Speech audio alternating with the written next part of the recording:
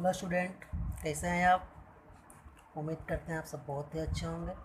Good morning to all of you. चलिए, आज के इस सेशन में हम पढ़ेंगे पार्ट थर्ड सेशन है ये, class 3 rational number and irrational number. आज दो संख्या पढ़ेंगे, बहुत ही इम्पोर्टेंट है। उसके बाद ये मेरा नंबर्स का बेसिक ख़त्म हो जाएगा।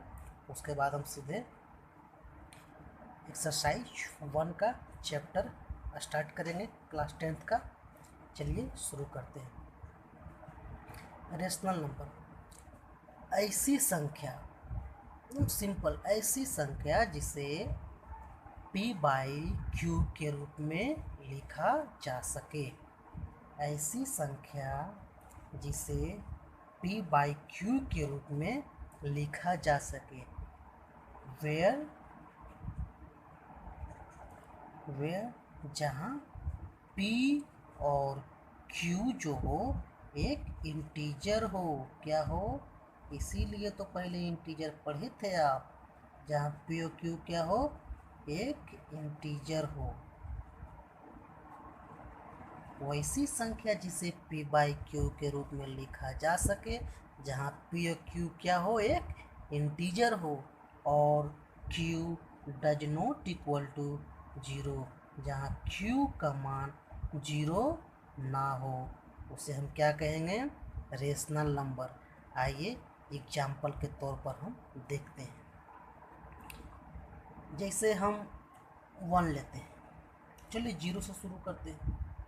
तो 0 नीचे में कुछ नहीं है तो 1 है, तो p बाई क्यू के रूप में लिखा गया। ये p बाई क्यू कोई फिक्स नहीं है। आप m बाई एन भी लिख सकते हैं, आप x अपन y भी लिख सकते हैं, आप w अपन p भी लिखते हैं, जो मर्जी आई आप लिख सकते हैं। बस एक भिन्न के रूप में बनना चाहिए, उसी को हम रेशनल नंबर कहते हैं। ये p और q कोई फिक्स नहीं है कि हम इसी को लिखें, ठीक है। तो 0 क्या है हमारा? एक 0 भी एक हमारा परिमेय संख्या है। कैसे? 0 है, नीचे में कुछ नहीं है तो 1 है, 0/1 बराबर 0 ही होता है। नीचे में इसलिए 0 नहीं होना चाहिए कि अगर आप कोई भी वैल्यू लिखते हैं, जैसे 2 लिखे, अगर आप नीचे में 0 दे दिए ना तो वो जो है अपरिभाषित हो जाएगा। वो क्या हो जाएगा? अपरिभाषित। इसीलिए हम अपरिभाषित है, ये इनफाइनाइट है, इसका कोई मतलब ही नहीं है अगर नीचे में 0 हो गया तो। इसीलिए q does not equal to 0 हम लिखे हैं।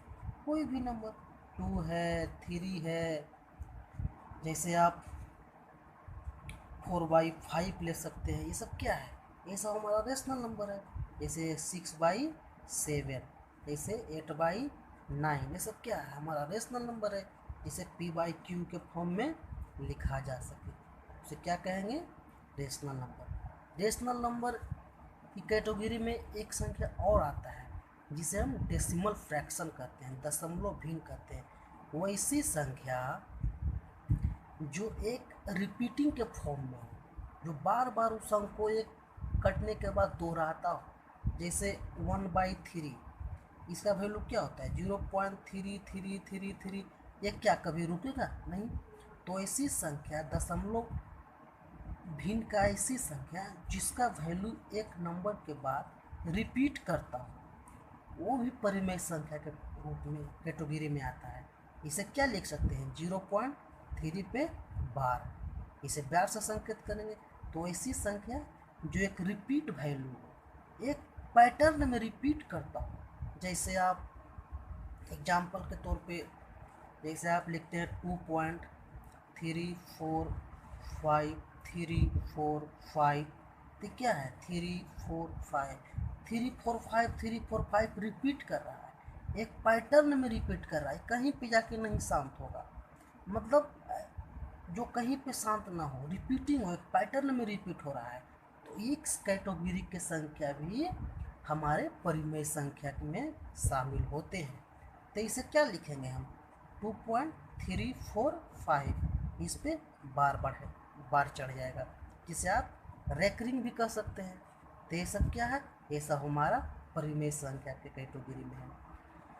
और ऐसी संख्या जो दशमलव के रूप में, जैसे 2.3, बस खत्म हो गया, यहीं पर ये शांत हो गया, तो नॉन टर्मिनेटिंग नंबर भी परिमेय संख्या के रूप में आते हैं। टर्मिनेटिंग नंबर भी परिमेय संख्या के रूप में आते हैं, जैसे 4.5, जैसे 6.7, ये सब क्या है, ये सब हमारा परिमेय संख्या कैटेगरी में आता है। ठीक हो, कंप्लीट हो गया। अब आते हैं हम इरेशनल नंबर। बस रेशनल नंबर समझ गए, इरेशनल नंबर कुछ भी नहीं है।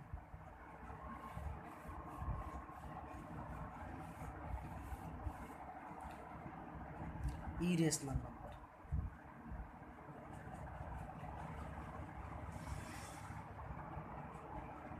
अपरिमेय संख्या,